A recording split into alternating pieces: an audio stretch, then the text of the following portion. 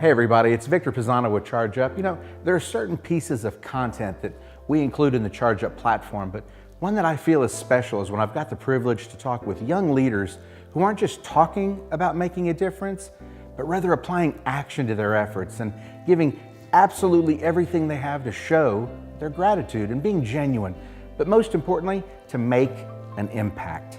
So with that, I'm so proud today to be with Will and Gentry Dikin, as well as Ella Binky. These are young adults that I've had the privilege of knowing for about 5 years, so it makes today a little bit more special. What I'm going to do is talk about the impact that these four amazing, young, aspiring leaders are making right here in their community and even outside. So the great thing about it is we have a relationship with twins. We've got Gentry and Will Dikin, and we also have Ella, who has a twin sister, Berkeley. So they've been friends for about 15 years, their families. The boys and Ella were about 4 years old, 3.5, playing soccer when Ella learned that she had been diagnosed with Hodgkin's lymphoma. Now, they obviously at that age really didn't understand the impact that it was making on her life, but their families did. They became closer, but as they grew older, they remained great friends. And now they've got a different kind of respect for each other, especially for the courage and the strength that Ella had. She had to face at such a young age and what she had to go through. So now let's fast forward. 2017, Will and Gentry, as well as their parents, assisted Ella in the first ever Student of the Year campaign for the Leukemia and Lymphoma Society. This is a nationwide competition where students are given the opportunity to raise money for blood cancer research. And Ella did a phenomenal job of raising money, but more importantly, raising awareness, because this is truly a grassroots effort. So through her personal stories, through the amount of money she raised, she was blessed, and when she was named the first LIS Student of the Year for 2017. Now this year, in Ella's honor, Will and Gentry are joining the Student of the Year competition. They just launched January 7th in an effort to raise even more money for the Leukemia and Lymphoma Society to cure leukemia, lymphoma, Hodgkin's disease, and melanoma, to improve the quality of life for patients as well as their families. So with that, I want to thank you guys for being here. Ella, thank you for joining us. Gentry, Will, I appreciate it. Like I said, this is something that is dear to me because I love showing that there are certain people who have the courage and the gratitude to recognize they have an obligation to pay it forward. They have an obligation to do something good in the world. I think we hear so many negative things, especially when we talk about millennials, and I love to prove them wrong. There are just as many millennials willing to make a change as you say aren't doing anything. This is the perfect forum to do it, so I thank y'all for joining us. Ella, what an exciting time it had to have been. I know the process was probably extremely difficult, but to win that contest, to be recognized nationally. Tell me about your experience. What was it like being there?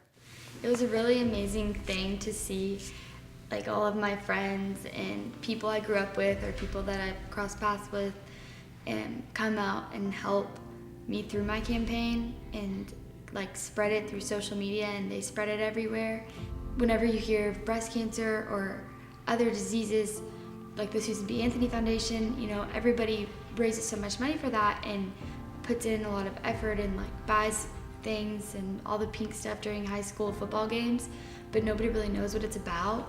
And I think that whenever I did my campaign and people kind of saw my story and understood what it was about and how many people it really affects, and it was kind of a first-hand thing when they realized, wow, this is a really great thing. So you really got a lot of people involved, friends, family, school, and then you had your friends from Clark High School, you had your friends from Alamo Heights, they had their friends, and it just sort of spread. I remember, especially with social media, just seeing the numbers grow and grow and grow. Were you surprised? It was a really great thing to see all my friends and the community and people I've crossed paths with come together to help me achieve this goal, and how they got so involved, and how I think after we started doing the campaign and talking about it, they really realized what it was all about. And so that was just a really great thing to see. After like I think my campaign and then kind of like hearing about it and realizing it and seeing what it meant, a lot of people from around the area have started new things or, you know, just like kind of been by my side or gone their own way with creating new ideas like Will and Gentry. So that's the great thing is there's like a residual effect where you think the campaign is over and you've done all this work, but it still carries on. It's like its own legacy because from what I understand, this is a total grassroots project. It's like you said, you don't hear about it. There's not advertising. It takes word of mouth and it takes what you guys are doing to actually let people be aware of LLS. And I think that's commendable. So I have to ask you, what did you think when you first heard these guys were gonna take it over for 2019? I thought it was really cool that they were doing that, and I thought it was a really amazing thing that they're kind of gonna like continue it on. So what was your total amount raised? I believe I know it was over $330,000. I think it was around $334,000. Okay, so y'all have a bet? Are you guys ready to accept the challenge? I think we are. See, I like that. So I have to ask y'all. I mean, it's wonderful the fact that you guys have been friends for so long. And was it really 3 and 4 years old when you were playing soccer? Yes, sir. Yes. There wasn't much playing going on. It was just a bunch I was of going to kids say, running up and down the field, like a big cluster of just everyone around one ball. I remember. I can imagine. You know, for me, it was so frustrating at 4 playing soccer because no one had a good mindset, and they were constantly having to take breaks to change their pull-ups, and that was really tough because I wanted to focus and I wanted to win. I'm sure it was the same way for you. So 3 years old, you guys meet. Yes, sir. And it's crazy, twins. So of course your parents have something to talk about, but you know, you fast forward 15 years later, and from the outside looking in, I think this is one of the highest compliments that you can show a friend by saying, you know, what you did was phenomenal. The courage you showed with your disease, while we were just kids and we weren't fully aware, we want to help. So how did both of you come to the decision that this is what we want to do? Well, we kind of talked about it for a little bit. Ella's father presented the idea with us and let us know that they were looking for people to run. And we kind of took a couple weeks to make a decision. We were talking about second semester senior year, like kind of like thinking about it, but we both decided like, no, this is an awesome thing to do. It's an awesome organization, and Ella's story is just so remarkable that we had to go for it. And being second semester seniors, some people might think that that's the time where if I don't have a whole lot of work in school, I'm gonna just take a bunch of time off. But we thought of it as a kind of way. Let's do something productive. Yeah, we can put like more effort than we would have been able to maybe junior year when it's a little more competitive, and so we just figured it's a good a time as any.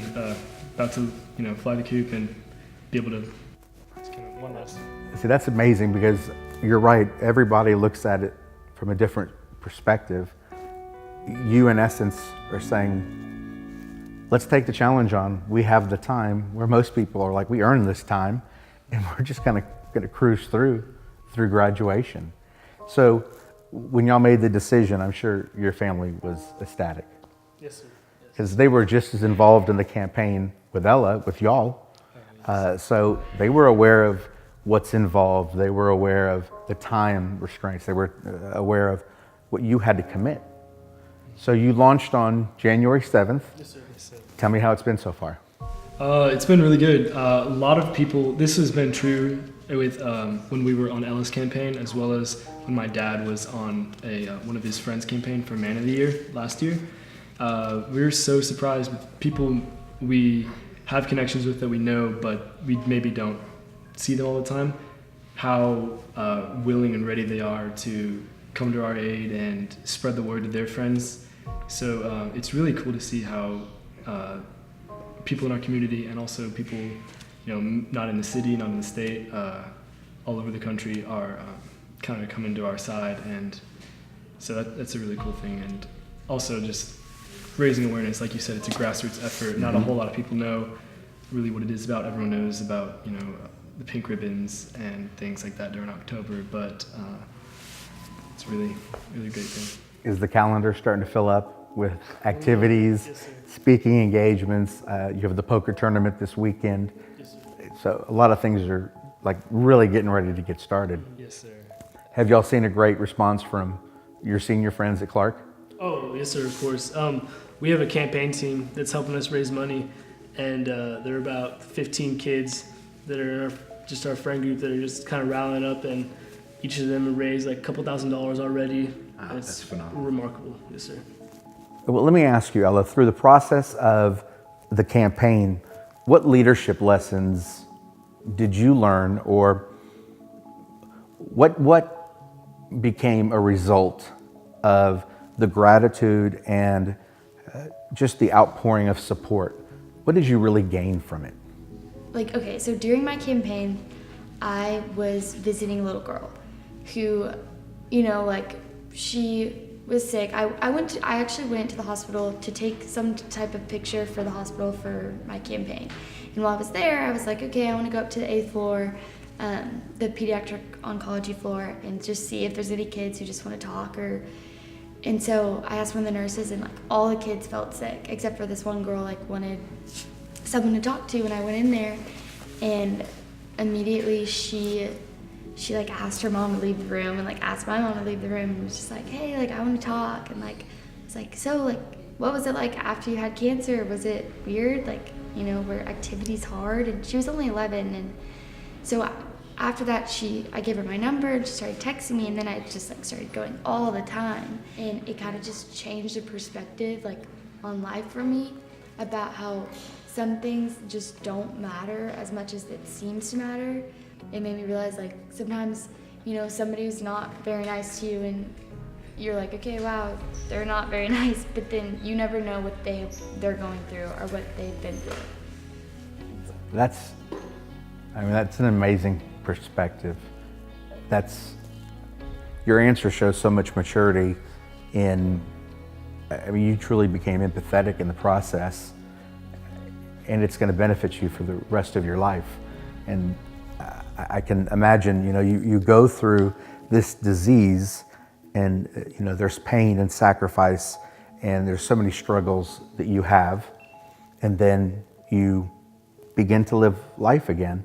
And you're right, then you meet somebody 11 years old in a situation, and I'm sure the perspective that you offered her, just simply when she asked your parents to leave, and hers, that was probably one of the most important times where she could be herself and ask questions that were on her mind that she probably didn't have the opportunity to ask anybody. So I can only imagine how you affected her and gave her a support system with someone who believed in her, who understood, and who could kind of guide her through everything. That's amazing. I'm very humbled at everything that you've done through this process. So, I got to ask you guys now, these are big shoes to fill. So, what's your plan of action? What are you guys committed to do? How are you going to do it? And how are you going to win this thing? I think our plan is to let as many people as we know know what LLS does, what it is, and how they can help, and let them know that our campaign its purpose is for helping these people out. And Leukemia Lymphoma Society has tangible evidence that their fundraising efforts have impacted so many people around the world. And to this day, 1.3 million people are either in the process of getting their cancer treated or in remission. And we're here to help that, to solve that issue, and help those 1.3 million people know that someone is fighting for them. And another one of our goals would definitely be to have the same kind of impact on our circle of friends and maybe people we don't even know very well, in the same way that Ella had on us, how her very valiant campaign inspired us, and in the level of maturity she showed to appreciate those that gave her the means to win her battle and pass that on to other people and spread the word, and in those senses, yes. So I thank you guys for your time. Ella, you think they're going to beat your record? They might, because I'm going to help them. So there you go. So you're set now. You're set now. So it's going to be a joint effort. So even though 2 are running, we're going to say 2.5. We'll give it a 2.5. So what we're going to be doing is we're going to be putting the information all over social media, our website. That way they can get in touch with each of you, donate, and help this cause. But you've got Charge Up in your corner. You obviously have our family in your corner and the community. Ella, thank you for sharing your story. Will and Gentry, I wish you guys the best of luck. This is going to be a great thing. Leadership is about gratitude. It's about influence.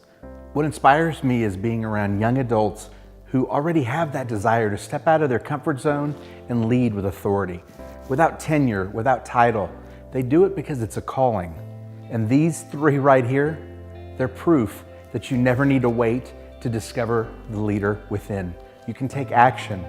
You can find a way to make an impact. So look, if you feel it in your heart, maybe you can associate, maybe you can feel inspired by their efforts, especially the fact these are high school seniors trying to make a genuine impact on society. I ask you, please consider making a donation to the campaign. And remember, it isn't about how much you give. Gratitude is about the action, not the value. But every dollar they raise is a vote. And to become the LLS Student of the Year, they need votes. So here's what we're gonna do. Charge Up is gonna post all the information that you need to know to make a tax-deductible donation through their fundraiser page. We will post it, we'll have it across all social media as well as the website. Hey friends, thank you for taking the time to watch. Have a great day, and don't forget, my friends, charge up.